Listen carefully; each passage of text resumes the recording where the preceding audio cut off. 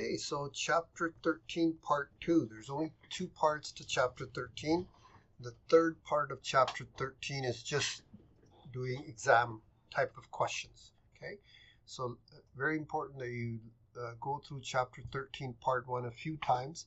Do all those questions a few times. Get used to using the calculator because chapter 14 and 16 are going to be all about just quickly doing payments and finding the payments and then going on from there. Okay, so first thing is trying to figure out positives and negatives. We already looked at.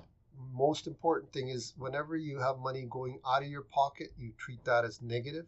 So there's three values, either PV, PMT, and FV. Those are the positive and negative values. Remember, our chart has 5 items: PV, payment, and FV. And on the top we have on the timeline is your J value and your time. Those two are always going to be positive. The only thing that can be positives and negatives are PV, PMT, or FV.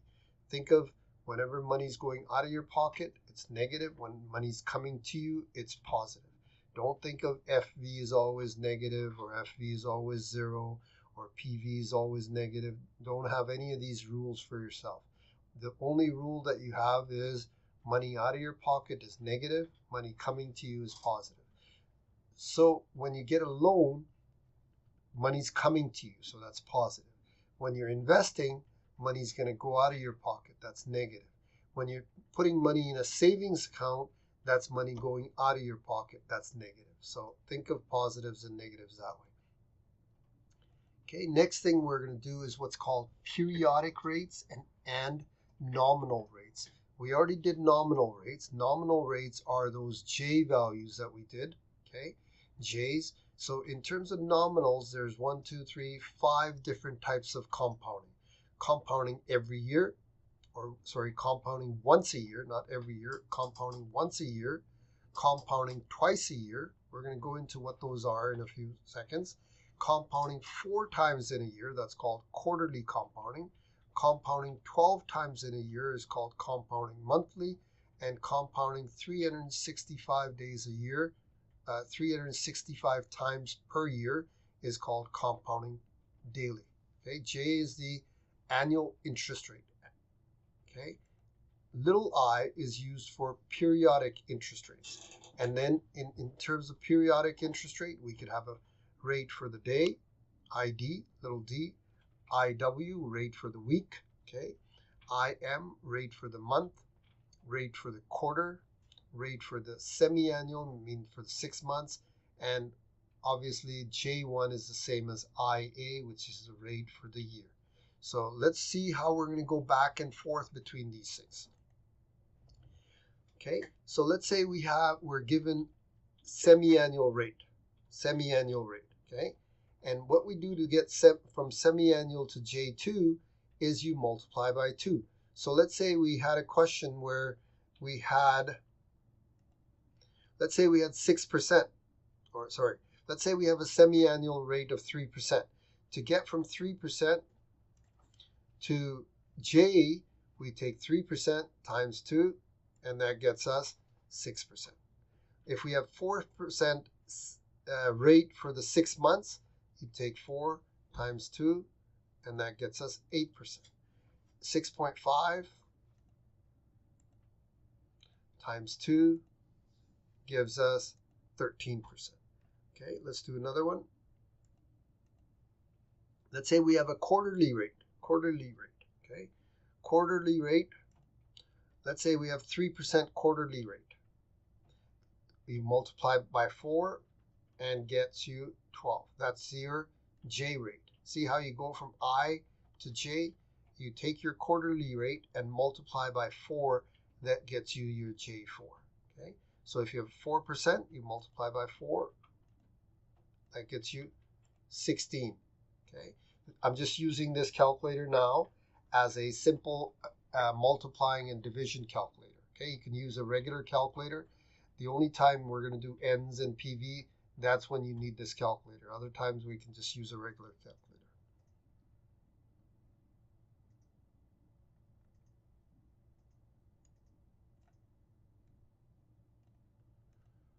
Okay, so we've done J4s. Let's take a look at how you do J12. Okay, J12, to get J12 from IM, monthly rate, you multiply by 12. Okay, so let's say you have a 0.2% and you want to get J12, you times 12. That gets you 2.4. Okay, let's say you have a 0.8% times 12, and that gets you 9.6%. Let's say you have a 1.1% rate per month, and you want to figure out what that would be per annum, per year, you multiply by 12. Your calculators only work with J's. That's why whenever I's are given, little I, we need to get the J and then use this part of the calculator to do other calculations.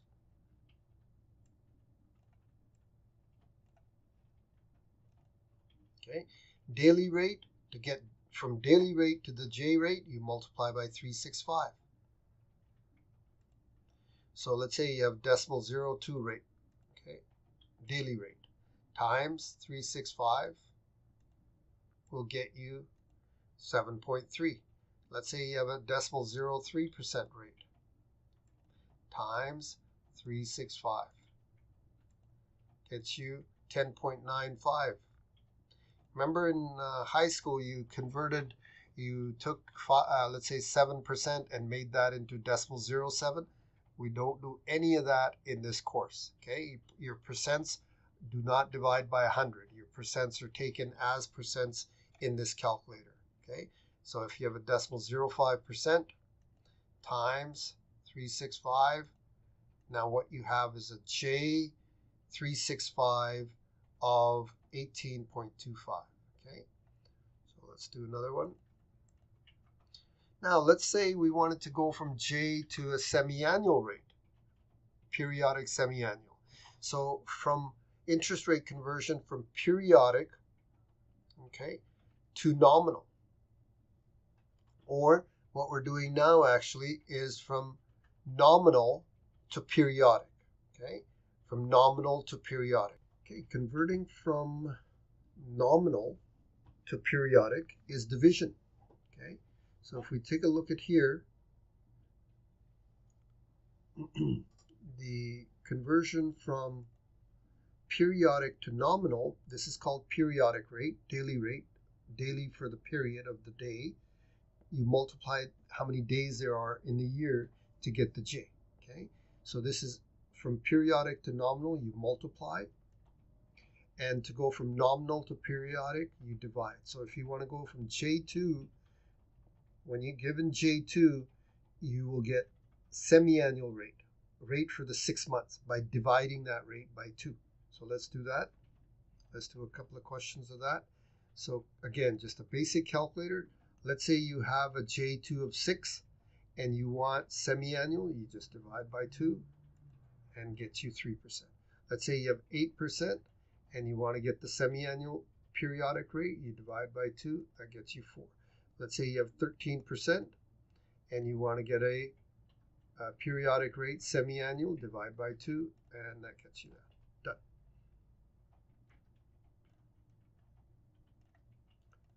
So let's go J4.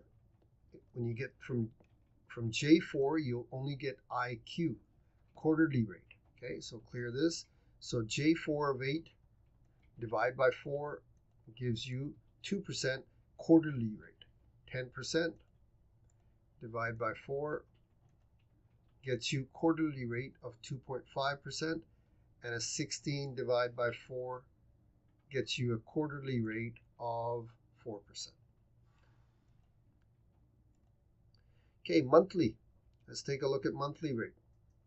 If you are given J12 and you want the monthly rate, which you're almost never going to need, for this calculator, it's always going from given I and get the J and then do the rest of the calculations. Okay, only time you're going to need to go from J to I's is when there's a comparison of rates. We'll do a couple of questions to show you when we're going to need this skill of division. We're almost never going to need the skill of division. But 6%, that's J12 to get divide by 12 gets you the monthly rate. That's monthly rate, periodic monthly rate. 8% divide by 12 gets you a monthly rate. Now you notice this calculator is saying 6.66. If I had just used my regular calculator, then it wouldn't give me this. But this E stands for exponent. I can fix that into this calculator by going second function equal and maybe about 3 decimals. See, decimal 0.667. So let me do that again for you. So that was 8% divided by 12. That gets you 0.667. Okay, so I would rather just use a regular calculator to do this kind of arithmetic because I like my calculator set up into this format. Clear. And 13% divided by 12 gets me 1.08%. This is the periodic rate for that period, monthly periods. This is the rate for the year with that many compounding periods. Okay, so daily, if you're given J365 and you need to get I day, you divide by 365. So you take your, let's say 8%, divide by 365.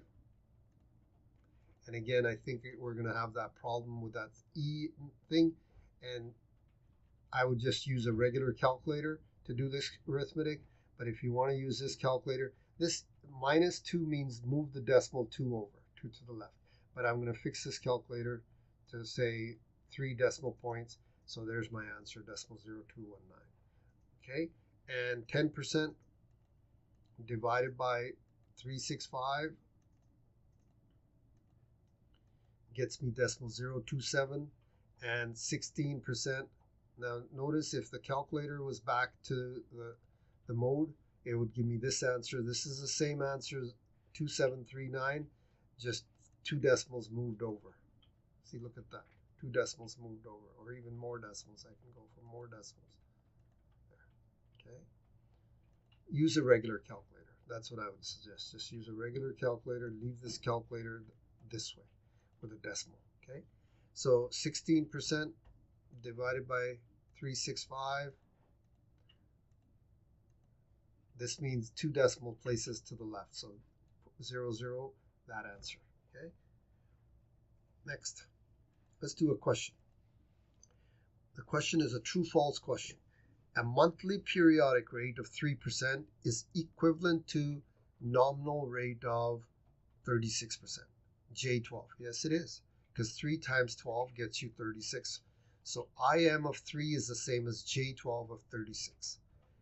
ID of this, what is that equal to? How would you convert that? That converts into 365. So you take your calculator, and let's say we wanted to convert I daily, decimal 0.15, and make it into compounded daily J365. So you multiply by 365. And that is 5.4. Yeah, that's correct. Okay, ISA of 1.5. How do we make that into a J? That's going to be a J2 by multiplying 2. So the answer is J2 equals 3. That's a true statement. They're all true statements. Quarterly rate of 5.25 will be J4 by multiplying by 4. Yes, J4 of 21 is the same as IQ of 5.25.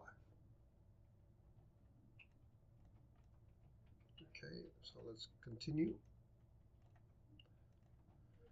Okay, let's say we have a question. Let's say we have a question which we're given the daily periodic rate of decimal 02 and payment 0 per day. First thing we need to do is find the J365 to do this question. How do we find J365 from this? We multiply by 365. So the rate will be 7.3. Then we use this rate 7.3 to do the rest of the question. So what is the rest of the question? The rest of the question is What is our FV if we have this rate after 5 years of investing or putting away $50,000 in a bank account? So again, clear. First thing I do is take my decimal 02 and multiply by 365, and that will give me the J that this calculator needs, 7.3. So then I use the 7.3, second clear. Okay, so let's use 3. So everything's clear on this calculator now. I'm doing this arithmetic. 365 is my compounding periods. There. Interest rate is 7.3. Time is 5 years, so 5 times 365. I usually use a regular calculator for the arithmetic. That's N. Interest rate's been done. PV is 50,000. And payment is 0. And FV comes out to 72,000. What's this question all about? This question is saying that not all the time is the interest rates going to be given to you as a J value. It may be given to you as a periodic rate. You need to convert a periodic rate into a J before you can use this calculator. So how do we convert daily rates? You multiply by 365. If you have a monthly rate, you multiply by 12 before you can do the rest of this. Okay, so here monthly rate of 0.8% is given. Now we make a diagram, and we have 0.8 times 12, 9.6, so we're going to use 9.6. So clear the calculator. 12 compounding periods per year. Done. And interest rate is 9.6%. And second function, done. N is 5 years, so we're talking about months, so it's 60. Interest rate is done. PV is 50,000. Again, we're using 50,000 negative. That means we must have saved, put it away in the bank. PV, 0 for payment. And at the end, we have 80,000. Let's say we have a quarterly rate of 2%. Well, we cannot use that on the calculator. We need a J4. J4, we multiply by 4 to get J4. So that'll be an 8%. So clear all. 4 is the compounding period. 8 is the interest rate, nominal interest rate. And it's 5 years, so 20 quarters for N. PV is 50,000. With a negative, 0 for payment, and the answer FV is 74,000. So what is this question all about? Let's say you have the bank offering you an interest rate of 2% per quarter, and you're going to save $0 every quarter, but you have $50,000 now that you want to put away in the bank. So you draw this diagram out, but before we must convert this to J. And how do you convert quarters into J's is multiply by 4. So once you have this, this is what goes on the diagram. This is all finished with, okay? And then we can do the question by looking at the calculator. Do the calculator. In the calculator, these two things go first. 4 goes first, and the 8 interest rate nominal goes for second. Now N is 20 quarters. PV is 50,000. You're negative because you're saving 50,000, going to the bank and taking it out of your pocket and giving it to the bank. And for 20 quarters, for 5 years, you're not doing anything. You're not taking money out. You're not depositing. That's called the payment. And FV is what we're looking for. It's around $74,000. Next. Okay, semi-annual rate of 4%. Well, what do we do with that? We make that into a J by multiplying by 2. That gets us J2 equals 8%. Now we use that in our arithmetic. So let's do that. So clear all. So first thing, 2 for the interest rate. 2 for the compounding periods. 4 for the interest rate, nominal rate. Done. N is 5 years, so 10 periods, 10 semi-annual periods. This is done. PV is 50,000. And payment is 0. And at the end, we have $60,000. 60,000. There's a mistake here. This should be 60,900. Okay. Let me do that again just to see if it's okay. 2 for the compounding period and 8 for the interest rate. N is 10. PV is 50,000.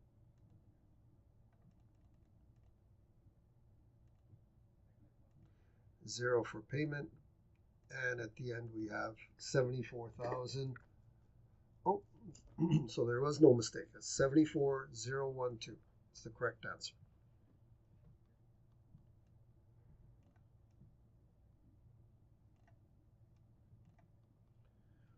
Okay, so 16. Let's do another example.